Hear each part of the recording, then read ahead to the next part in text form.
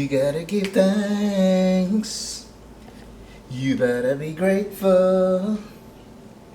All the gifts you've given. Hey guys, here we go again. Drawing is always therapeutic, and isn't it fun to be able to create using the gifts that you've been given, and most importantly to share with those who may be a little bit down, especially the fact that we are going through the pandemic. But stay optimistic. Think about the positive things that can come out of the situation. All right, just count one or two things that you can be thankful for. So here's what we're going to be focusing on. We're going to look at drawing 1 point perspective, which is the ability to create an illusion of distance or depth on a flat surface, to make your artwork looks three-dimensional or real. Alright, so the main features of a 1 point perspective is pretty much above eye level, below eye level, at eye level. Now I'm going to explain that further, but let me explain the whole concept. Let's make some association here. If you were to sit at the dock of the bay looking at a like a Navy ship or the Grand Princess, the large cruise ship, when it's up close it looks large, right? Yeah, looks huge, massive, but that's the actual size. However, as you sit there and you watch it go off into the distance, some folks or my kids would say it gets smaller. But I'd rather if you say it appears smaller, because it does not literally get smaller. It doesn't shrink. But for my kiddos, they would say it gets smaller, which we understand. When it goes and it goes and it goes to a far distance, what happened? It totally disappears from our sight, or it becomes, and another word for disappear would be vanish. Yes, it goes to a point where it seemed to vanish from our sight, and that's part of reality. Our sight has limitations. Yes, we're not Superman, so we can't see beyond a certain point. All right, that's why we have the binoculars, or we have the telescope. All right, good. It magnifies things. All right, so we come to that point. So if I were to say draw a cruise ship, or my kiddos go ahead and put a little dot there and say, hey, that's my cruise ship, that could be correct. Yes, not that I'm saying you should do that, okay, but you can argue it. Great. All right, so that's what we call VP, vanishing point. That's the vanishing point. Vanishing point. All right, so when we're at the beach, we're gonna look at a line, an imaginary line. Like it's horizontal. Good. This line, and I want to keep my point there, even though I put my line there. So this line, I would say, is a horizontal line. It's called horizon. So it's that imaginary line where it seems as if the sky and the earth meets. So if you're on the boat right here on a beach, you're looking at the sea line, and you could feel as if you could touch that sky right there. This would be the sky. Okay, good. So this is what I call eye level. Let me literally put an eye right there. So if you stand straight and you're looking straight ahead, you're looking at eye level. Good. So let me put an illustration of somebody looking there. I like to do that for you to understand the whole concept. When we say eye level, that's what we mean. Good. So you're at eye level. Good. Whatever causes you to look straight ahead, that's eye level. So we could label it as eye level. Good. All right, whatever causes us to look up. For example, the sky, birds, a plane, right? Gas balloons, spacecraft, whatever, a skyscraper, okay? Causes us to look up, it's above eye level. That space is called above eye level. Good. And finally, whatever causes us to look down is called below eye level.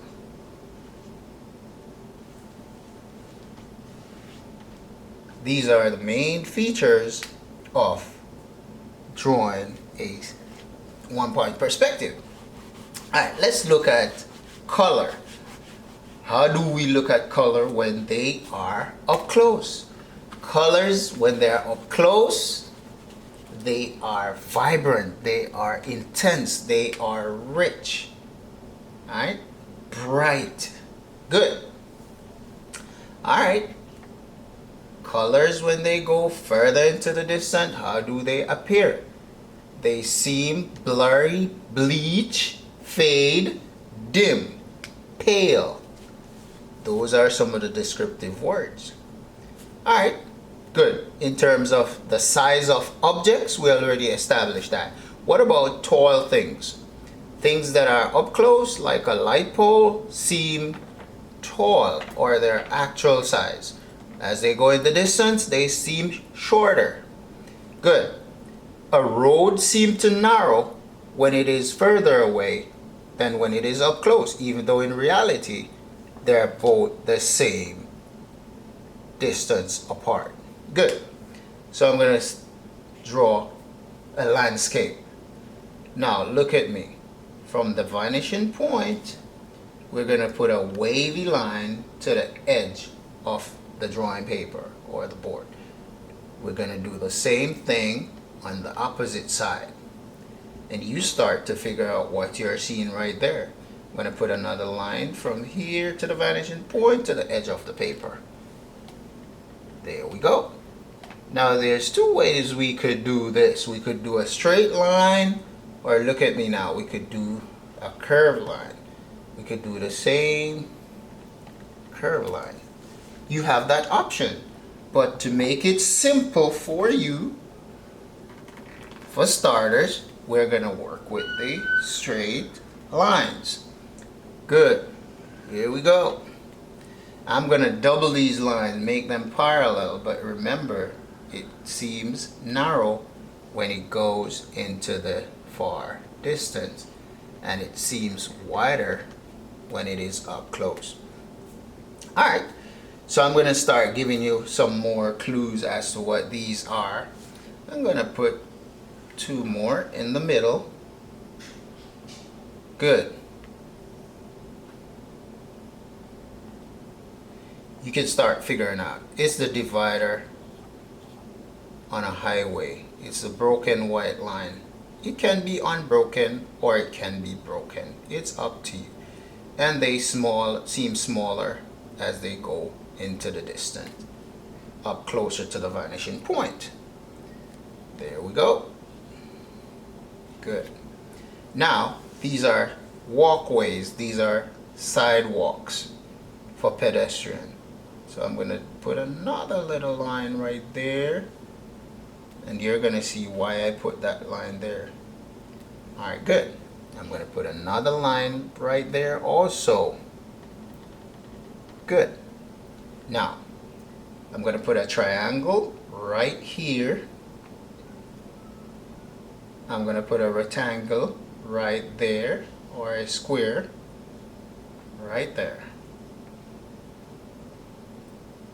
Good. I'm going to, from the apex of the triangle, I'm going to draw a guideline straight to the vanishing point, and at the edge of the square I'm going to put a line to the vanishing point. I'm going to put a diagonal line right there, and I'm going to put a vertical line right there. I'm going to put another triangle right there. I'm going to put a rectangle right there again.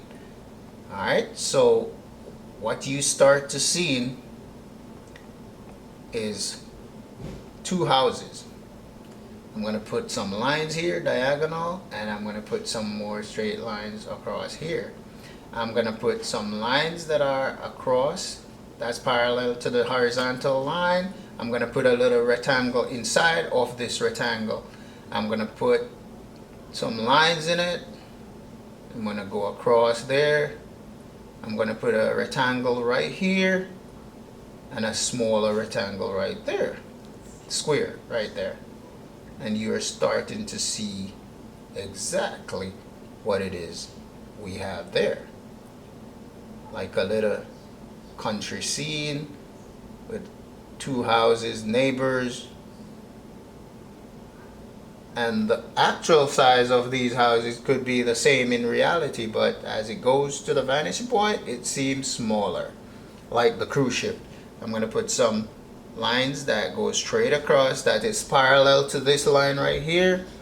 Across, I'm going to put them across for the walkway. I'm going to put them across. Some folks will put them this way, but please, that's for my kindergartners. They should go across like that. As they come closer, each block or slab of concrete looks thicker and wider. Then you can start putting these ones vertical to actually show the thickness of the sidewalk. Vertical. Alright? Good. There we have it.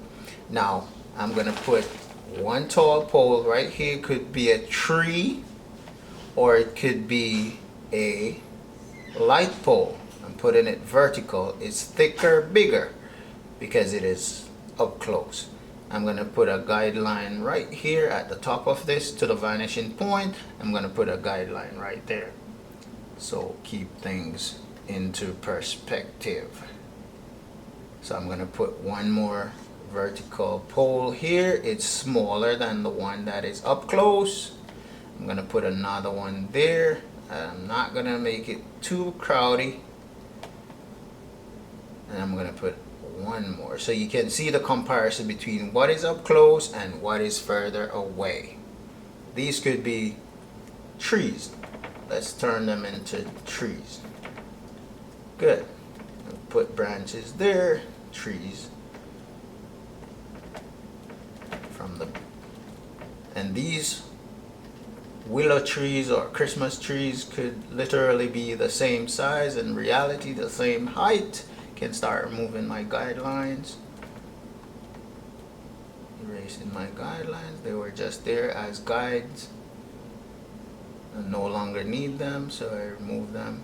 Now we can start shading. We have a direction of light. We could put a sun right there, whatever causes us to look up, or the moon. Yep. Then we could start putting some small birds heading home or heading out, whichever way. The ones that are up close seems bigger than the more details you can see on these ones that are up close, and the ones that goes in the distance seems. And we could put an aircraft, a helicopter, more details, whatever we want to put up there, clouds. But you don't want to crowd it all the time. Then you can start shading, put shadows, put a direction of light. So my light source is coming from the left, so I cast my shadows to the right. Want to make it look 3D, so I start putting in all the, and shading is another art that you have to learn, the art of shading, how to master your cross hatching, your hatching techniques. You can develop your own style of drawing and shading. Doesn't have to be perfect as beginners, but you get the whole concept right there, right? Good. Cast the shadows. Cast the shadows. Good. So it could be a seascape, a landscape, a train track, or a road scene. You could put a river out there, or a lake, a little stream out in the open field. Could put some grass, or some wheat, or some rice, or some corn. And if it's, then you can start exploring colors. You can put a little bit of trunk, but make it a little bit more dynamic, give it more character. There you have it. So you have the mountain range. You can put a higher little mountain range, give it more character, more definition.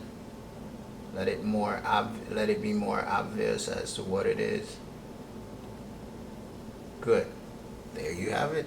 You can shade you can put in your shading, you can shade the road, whatever is up close, you put more intense, you pressurize your so for example, you're using the hatching technique, you let it be more intense up close, as it just like the value scale, as it goes in the distance, it becomes blurry, gray, light, white. When it comes closer, it's darker, more intense. On a drawing paper, you'd see more, this would be more effective, but because it's a whiteboard, it's not as effective as you'd have it. So what's up close is going to be more intense, the darkness, from dark to light. And it's the same with everything else. Things that are up close are more vibrant, rich, intense. So remember to subscribe to my channel, and more tips will be coming to you very soon. Bye bye.